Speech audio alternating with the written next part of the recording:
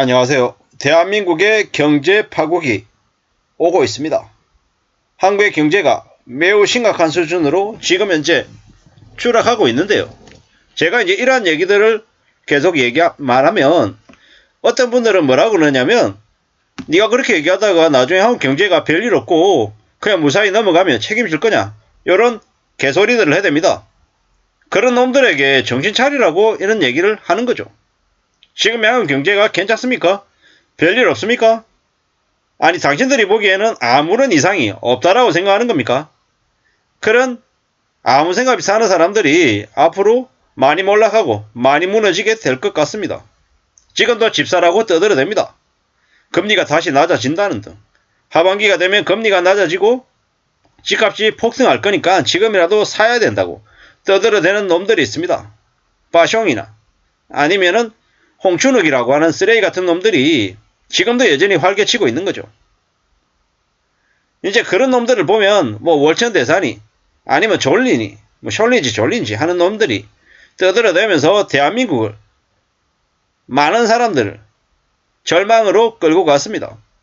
지금 현재 새마을금고나 저축은행에 연체율이 10%가 넘는다는데 그곳에서 무슨 일이 안 터질까요? 터질 수밖에 없죠. 이미 예정된 일입니다. 그런데 저한테 그럽니다. 새마을금고나 저축은행 문제없다고. 네가 책임질 거냐 그럽니다. 왜 제가 책임집니까? 그런 답 없는 곳에 자기 돈을 덜컥 맡겼다가 나 몰라라고 에이 괜찮을 거야 라고 안일하게 생각하는 사람들이 자기들이 뒤집어 쓰는 거고 책임지는 거죠. 책임은 누가 진다? 자기 자신이 지는 거죠. 왜 뜬금없이 저한테 와가지고 책임을 지라는 등 결론을 내라는 등 대책을 내놓으라는 등 얘기한 놈들이 되게 많습니다. 그딴 얘기는 저한테 하지 말고 윤석열 정부한테 하고 추경호 경제부총리한테 하시기 바랍니다. 또라이 같은 놈들이 너무 많아서요. 저처럼 이렇게 구독자도 적고 조회수도 적은 이런 데도 와가지고 떠들어대는 놈들이 있는 걸 보면 참 대한민국에 정신 나간 사람들이 많다라고 생각합니다. 앞으로 한국의 경제 상황이 어떻게 바뀌어가겠습니까? 이웃나라 일본, 미국, 유럽의 독일이나 이탈리아나 영국이나 프랑스가 걸어왔던 일을 우리도 똑같이 걷는다라는 거죠. 저성장, 고물가, 고금리, 그러한 시대를 우리도 겪으면서 이제 선진국처럼 바뀌어간다라는 거죠. 선진국처럼 아껴 쓰겠죠. 당근 가서 옷들, 중고 의류들 사서 입고 머리는 장발해서 다니고 덥수룩하게 다니고. 왜? 미용실 가려면 미용실에서 머리 자르는 돈이 너무 비싸니까 최대한 머리를 덜 자르는 거죠. 웬만한 가까운 거리는 걸어 다니고 자전거 타고 다니고 이제 대중교통 이용 최대한 줄이고 어떤 식으로든 소비를 줄여서 최대한 저축해서 자기 은행 계좌에 돈을 남겨두려고 하겠죠. 왜? 갑자기 어떤 일이 터졌을 때 누군가한테 돈을 빌리려고 하면 안 되기 때문이죠. 이미 지금도 돈을 빌리기가 어렵다. 시중에 돈이 씨가 마르고 있다. 이런 얘기들이 많죠. 오죽하다 보면 당근마켓에서 42만원 빌려주면 보름 뒤에 52만원 드릴게요. 이런 뉴스가 나오냐라는 거죠. 그만큼 돈 빌리기가 어렵다라는 거죠. 100만원만 빌려줘. 200만원만 빌려줘. 500만원만 빌려줘. 이렇게 얘기하는 사람들이 더 많더라는 겁니다. 한때 나 코인으로 5억 벌었어. 부동산 투자해가지고 7억 벌었잖아. 이런 얘기하는 놈들이 많았습니다. 주식해서 2억 벌었다고 얘기하고요. 2020년 코로나 팬데믹 이후에 주식이나 부동산 시장이 엄청 불이 붙으면서 너도 나도 다 부자가 됐다라는 착각에 빠져 살았죠.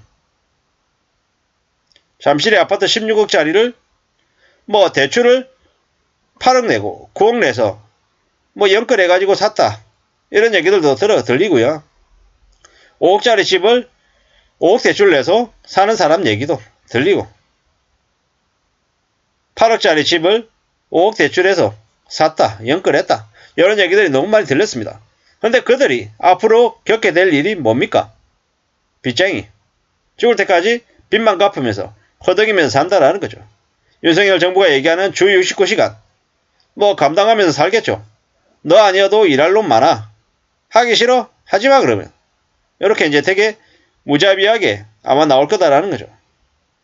부채 수렁에 빠진 윤석열 정부가 관치금융으로 벗어나려고 하는데 벗어나집니까? 안 벗어나지죠. 지금 이제 많은 사람들이 윤석열에 대해서 어떻게 생각합니까? 야, 뽑아도 최악의 대통령을 뽑았다. 저런 검찰 출신의 대통령이 대한민국을 얼마나 빨리 망치는지를 서서히 이제 알아가고 있는 거죠. 막장이죠. 문재인 대통령이 너무 중국과 북한에 치우쳐 있어서 좀 균형 잡힌 시각을 가지라고 윤석열을 뽑아놨더니 너무 왼쪽으로 좌회전을 너무 심하게 해서 뽑아서 윤석열을 통해서 좀 바로 가라고 했더니 급하게 너무 과도하게 우회전하는 거죠.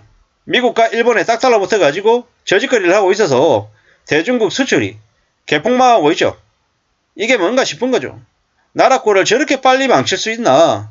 아니 보수 중에서 저렇게도 실력이 없고 무책임하고 한심한 인간들만 기용하는 걸 보면 어쩌면 자기 자신도 그렇게 인간이 엉망이었나 이런 생각들이 다 드는 거죠. 도대체 이재명 잡아쳐넣겠다고 그렇게 빡세게 하루가 멀다 하고 이렇게 수사하는 그런 것들을 보면서 무슨 생각이 듭니까? 그냥 나라를 그냥 지 마음대로 그냥 끌고 가는 것 같다. 이런 생각들이 자꾸 들죠. 한심하기도 하고 답답하기도 하고 씁쓸하기도 하고 그냥 윤석열 대통령으로 끝나는 게 아니고 우리 대한민국의 미래까지 같이 이렇게 연결이 되어 있다 보니까는 더 우울하죠. 더 씁쓸합니다.